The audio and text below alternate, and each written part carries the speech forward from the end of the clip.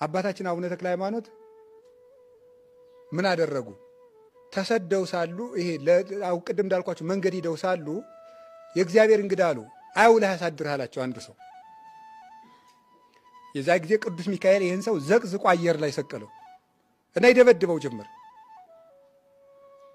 በረቂቅ መሳሪያ ይቀስፈዋል።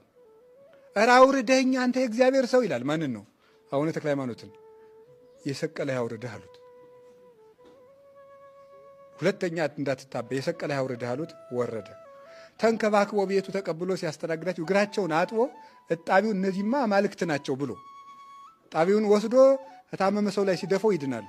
እናንተ አማልክት ናችሁ እንዲህ አሉት። ኧረ አይደለንም፣ እኛ የኢየሱስ ክርስቶስ ባሪያዎች ነን፣ የሰራነው ነገር የለም፣ ሁሉንም ያደረገ እሱ ነው አሉት። እንደዚህ ነው የሚባለው። ስራውን መስራት ክብሩን ለማን መስጠት ነው? ለእግዚአብሔር መስጠት ነው። እኛ እንሰራለን፣ እግዚአብሔር ይመሰገናል። ምክንያቱም እንድንሰራ የመረጠን ማን ነው? አብሮን የሰራስ ማን ነው? የምንሰራበትን ኃይል የሰጠን ማን ነው? መንገድ የጠቆመን ማን ነው? ክብር የሰጠን ማን ነው? ልብ የሰጠ ማን ነው? እግር የሰጠን ማን ነው? እጃችን የባረከ ማን ነው? በቃ እንደዚያ ነው። ያልተቀበልከው ምንድን ነው ይላል ቅዱስ ጳውሎስ ሮሜ ምዕራፍ 2 ላይ